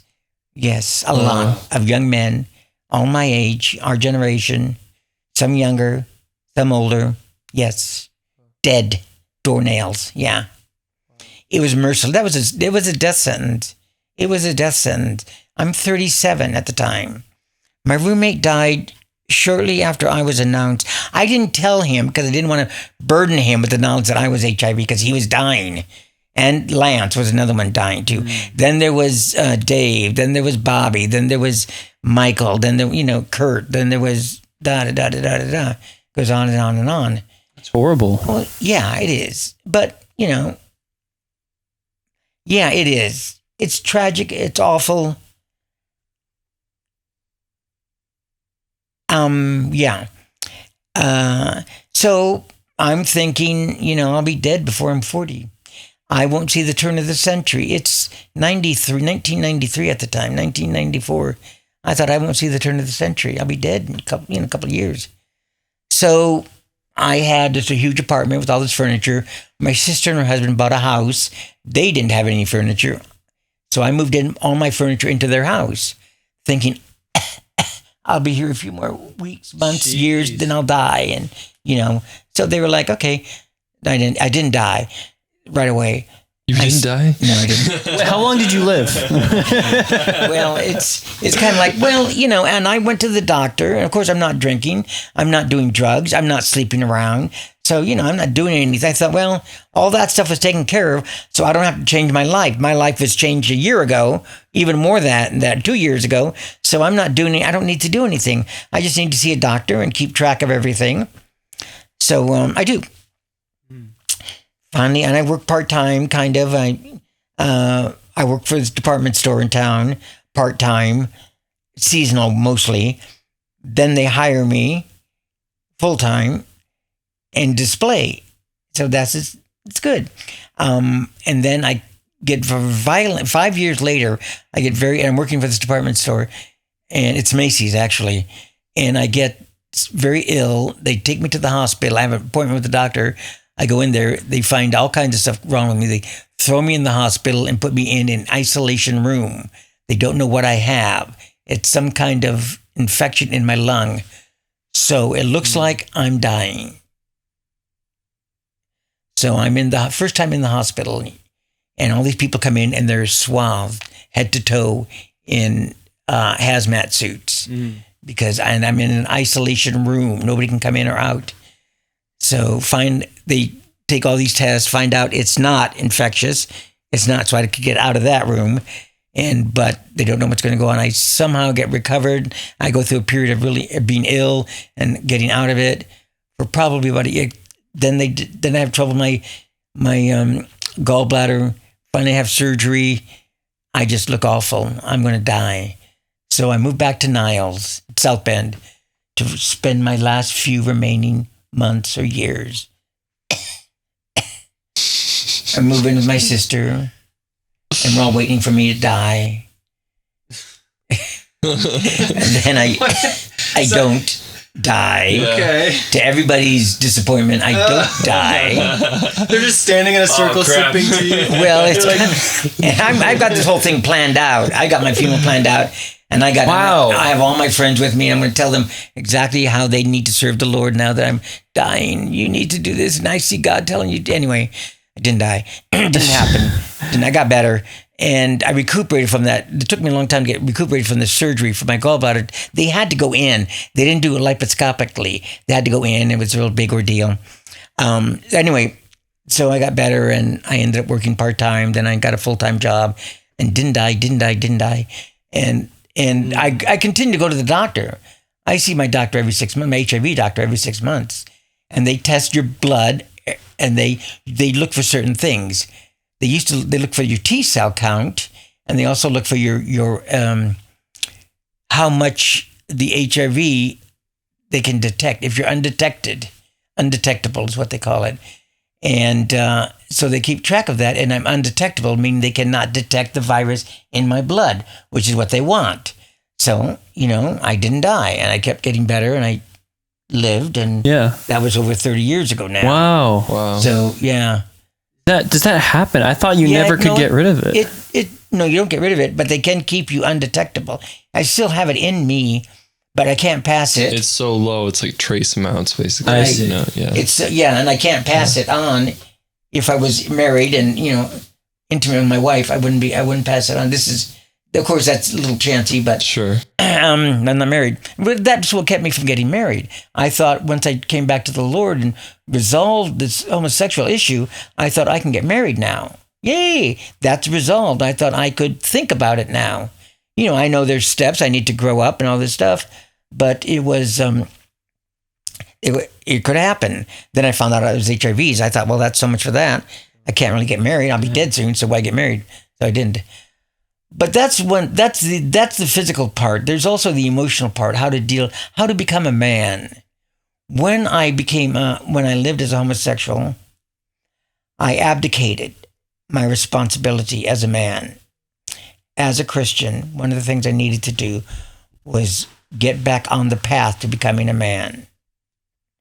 And there's certain steps you have to take. How did you do that? One is resolving the wound we talked about wounds earlier. Yeah, wounds from the father. Yeah, resolving the wounds that you had as a child, as a young man or a boy or whatever. Not having a father wounded me. I didn't really realize it. I did realize it all the time, but I realized it much more just how profoundly it was as I got older. And I've read extensively on this and many books. And I also did a lot of prayer and a lot of just meditating on the scripture about becoming. My goal was never to become heterosexual. My goal was to become the man that I was intended to become. And growing up and becoming the man, getting back on the path to masculinity, to manhood, and taking those steps, I would become the man that I was intended to become, which would mean that my attractions would not be for men, but other women. Do you have any questions? So how old are you at this point, like after you've kind of gone through all of this? Probably in my late 30s. Wow. My late 30s. I lived in Burien, this area in Seattle, for 5 years with my sister and her husband. It was during this period. I read extensively about masculinity. I read that book that you mentioned. John Eldridge. Yeah. Wild at Heart. Not at that time, but later on, I read that book. And it was very instrumental and very helpful in a lot of ways. And I think I would recommend that book. Here's a question for you. I ask this sometimes to people, because everyone has, coming through their own journey, they have perspective into certain niche areas. So based on your history and where you're at now, what do you think is needed for young men? What would you like, I guess if you could, if someone could come to you in your young days, what would you have needed, or what could have been instrumental in sort of helping disciple you? Or do you think that what I remember once I was in my 20s, living as homosexual, working in a restaurant, and this guy would come in. Construction guy, a carpenter, more or less. Nice guy. And he'd kind of talk to me, and I didn't think too much about it, just a nice guy. And he would come in once in a while, but he would always engage me. And he would talk to me, and he was straight, very straight, and he was very normal. And he was going to go to this house and bid on a job. They wanted their bathroom to be done. he was going to go. I was off work. Why didn't I go with him? And I was like, okay, thinking that's weird. Why would he? I don't know him that well, but we had talked a couple times. I think he had a brother who was gay. I was a big homosexual at the time. I was obviously gay. Yeah. People told me later on that, you were gay. So yeah, you were gay. Oh, really? I didn't realize. I'm sure he knew that I was. But what he did, he treated me as an equal, as an equal man, not as a little needy homosexual faggot boy. He treated me as a man, as an equal to him. A healthy, normal, heterosexual man. I got to do this bit on this job. Why don't you come? And he talked to me a couple of times. This wasn't just out of the blue. We had a kind of relation, an acquaintanceship. Sure. So it was really, but I remember thinking later on how important that was for me to be treated by other just normal men as an equal, and how healing that was, and how whole and natural and good that felt. So I remembered that as I got older and as I grew up and went through my own stuff and became a man myself. What other young man, and I make this is my intent today, when I deal with other younger men, what kind of person should I be? I'm not their father, but I can be a father image. I can treat them as young men who need to be encouraged, sometimes guided, always listened to. They need to be listened to and to be taken seriously. So I do that when I deal with like your age, young men of your age and caliber, and other men too. That's my role as a believer in Christ and as a man in Christ. So also when I moved over with my sister and her husband for those 5 years, across the street was a young married couple with 4 kids. And they were 5, 3, and then 2 little angel twin girls that were like 5 months old. So we became friends, and I was involved in their life for 5 years. And the father, Neil, the husband, the very meticulous guy.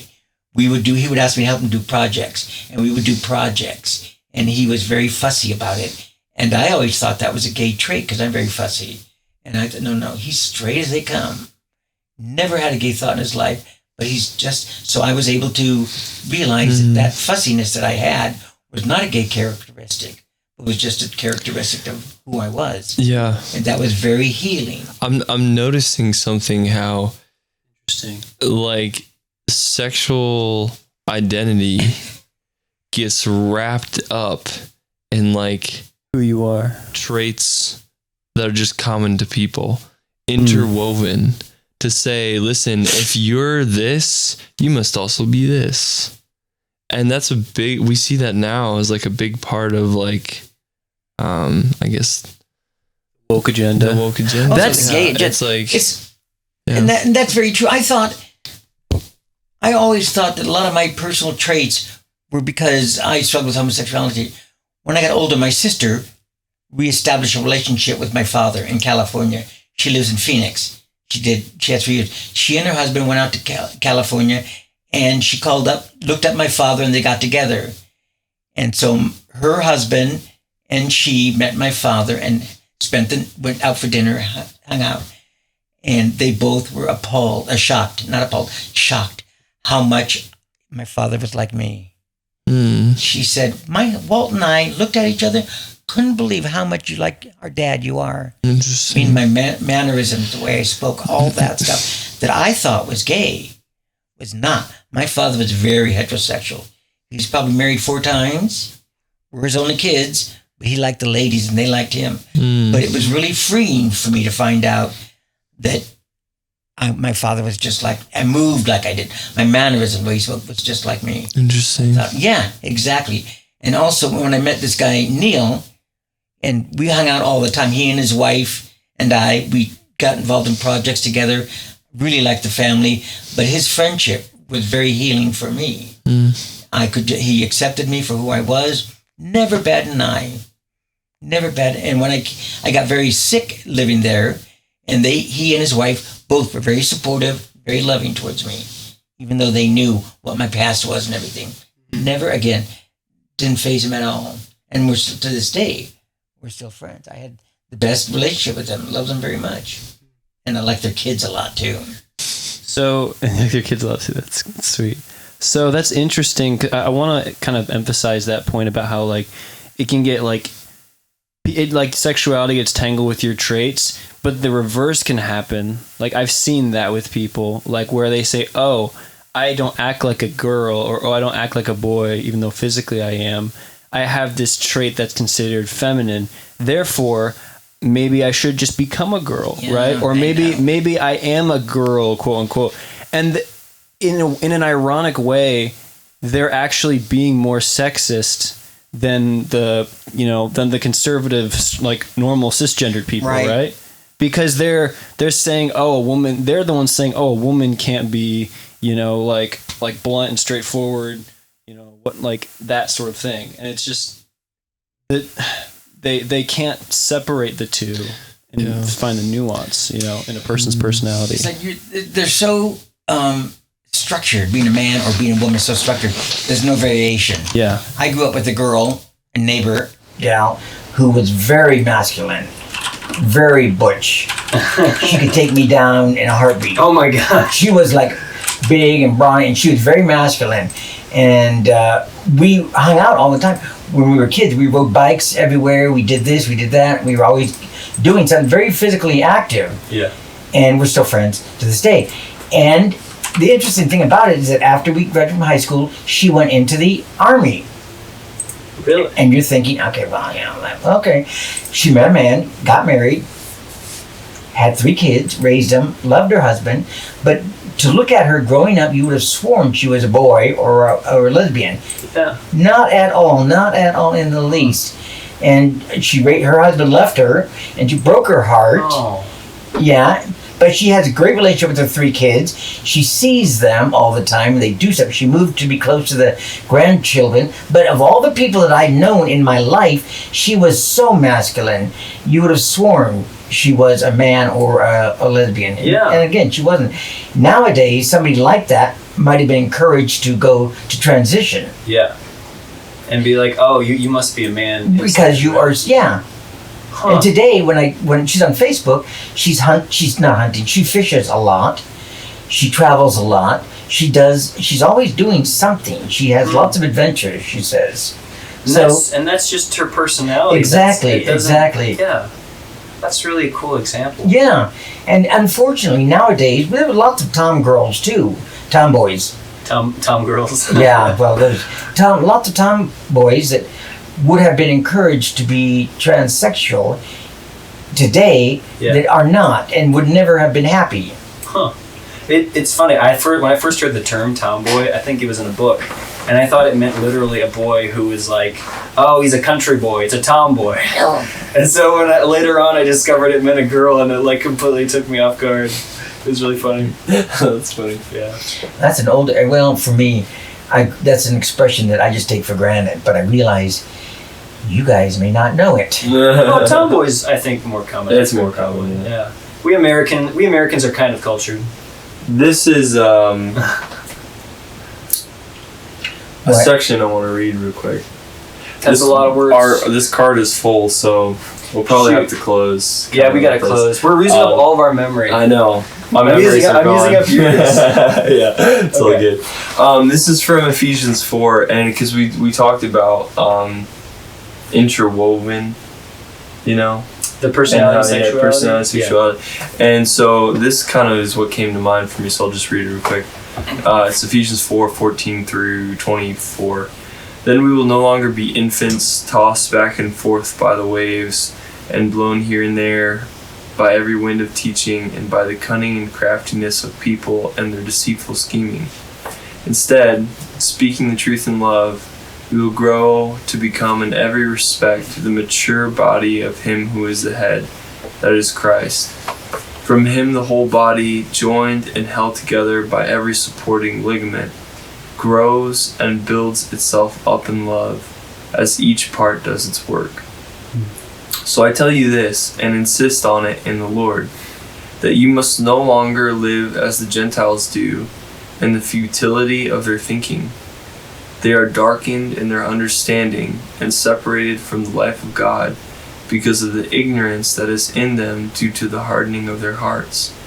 Having lost all sensitivity, they have given themselves over to sensuality, so as to indulge in every kind of impurity, and they are full of greed. That, however, is not the way of life you learned when you heard about Christ and were taught in Him in accordance with the truth that is in Jesus. You were taught, with regard to your former way of life, to put off your old self, which is being corrupted by its deceitful desires, to be made new in the attitude of your minds, and to put on the new self, created to be like God in true righteousness and holiness. I think what stuck out to me was the being darkened in their understanding, you know, and that was all of us, you know, yeah. At one point, you know? Yeah. That was a beautiful reading. The human condition. Yeah, the human condition. But we're called to something higher. So. Yeah, well, it's not even like it's higher. Higher than that, but we're called to what we were made for. Amen. You know? The true, original. Part of my fear, I think, of like when I was, and even sometimes still I struggle with it, but like of the idea of sanctification and becoming holy and like Christianized, is that I would lose who I was, I'd lose my personality, lose what made me. And I think coming more at least into the maturity, I still have a long way to go. Hopefully I still have a long way to go.